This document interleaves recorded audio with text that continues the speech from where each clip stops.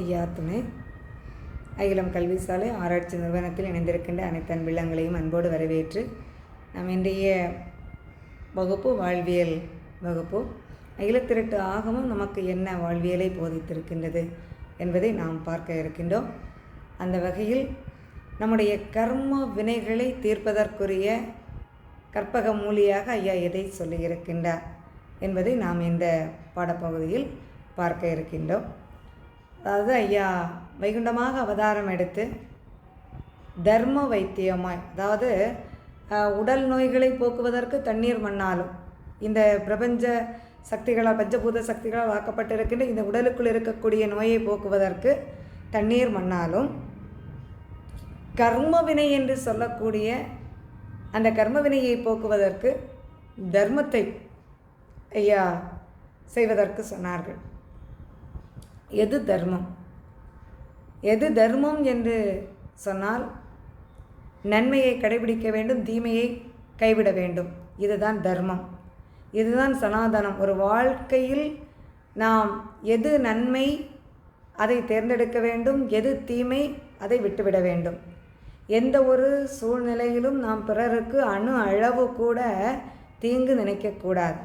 அது எந்த உயிராக இருந்தாலும் சரி, யாராக இருந்தாலும் சரி. அப்படி நாம் தீங்கு விளைவிக்காமல் பிறர் நலம் பேணி வருகின்ற போது அது நன்மைக்காக நம்மை அழைத்து செல்லுகின்றது. நன்மையான வழியில் நம்முடைய வாழ்க்கை பயணத்தை அங்கே அழைத்து செல்லுகின்றது.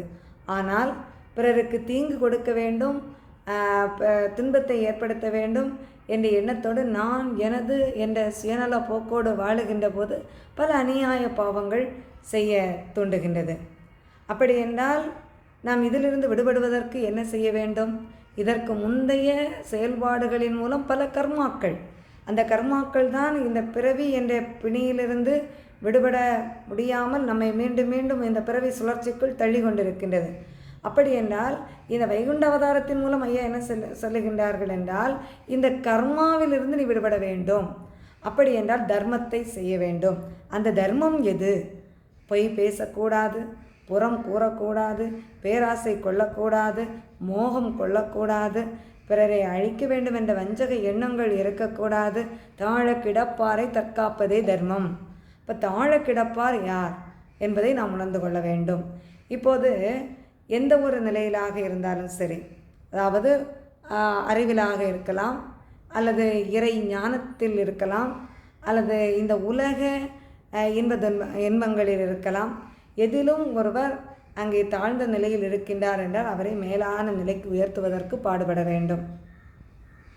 இப்போது இந்த கலியுகத்தில் மக்கள் மிகவும் எதற்காக துன்பப்படுகின்றார்கள் என்றால், அடிப்படை தேவைகளில் எந்தவித குறையும் இல்லை. உண்ண உணவு, உடுக்க உடை, இருக்க இருப்பிடம் கிடைத்து விடுகின்றது. ஆனால் மனதில் ஒரு சந்தோஷம், நிம்மதி என்பது இல்லாமல் இருக்கின்றதால் அந்த தர்மத்தை நாம் செய்ய வேண்டும். அப்படி என்றால் இந்த கர்மவினை தீர்ப்பதற்கு இது சரி, இது தவறு என்ற தர்மத்தை போதிக்க வேண்டும். தர்மம் என்பது இதை தான் நமக்கு என்ன செய்கின்றது? சொல்லித் தருகின்றது. ஆகவே நம்முடைய இந்து சனாதன தர்மத்தில் இதற்கு முந்தைய இறை அவதாரங்களின் மூலமாகவும், இப்போது இந்த அகிலத்திரட்டின் மூலமாகவும், அத்தனை புராணங்களின் மூலமாகவும், இதிகாசங்களின் மூலமாகவும் ஐயா நமக்கு சொல்லி இருப்பது எல்லாம் நன்மையை கடைபிடி, தீமையை கைவிடு. இப்போ நன்மையை கடைபிடித்தால்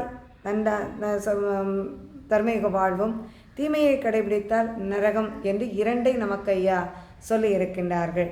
அப்படி என்றால் நீ இதை செய்ய வேண்டும், இதை செய்யக்கூடாது என்பதை தெளிவாக இந்த ஆகமத்திலே விளக்கியிருக்கின்றார்கள். அப்படி ஐயா செய்ய சொல்லியிருக்கின்ற தர்ம செயல்களை நாம் செய்கின்ற போது கர்ம வினைகள் கொஞ்சம் கொஞ்சமாக நம்மை விட்டு அகன்று நம்மை பக்குவப்படுத்தி நம்முடைய ஆன்மா இறைவனோடு ஐக்கியமாகுகின்றது. ஆனால் செய்யக்கூடாது என்பதை நாம் செய்கின்ற போது அந்த ஆன்மா மீண்டும் தவறுகளை செய்து செய்து மீண்டும் மீண்டும் பல தண்டனைக்கு ஆட்பட்டு பிறவி என்ற பிணியிலிருந்து விடுபட முடியாமல் தவித்து இறுதியாக நரகத்திற்கு கொண்டு சேர்க்கப்படுகின்றது.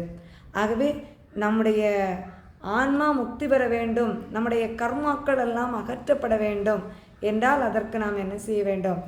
தர்மத்தை வைத்தியமாக, இந்த பிணியை அகற்றுவதற்கு தர்மத்தை வைத்தியமாக என்ன செய்ய வேண்டும்? மேற்கொள்ள வேண்டும்.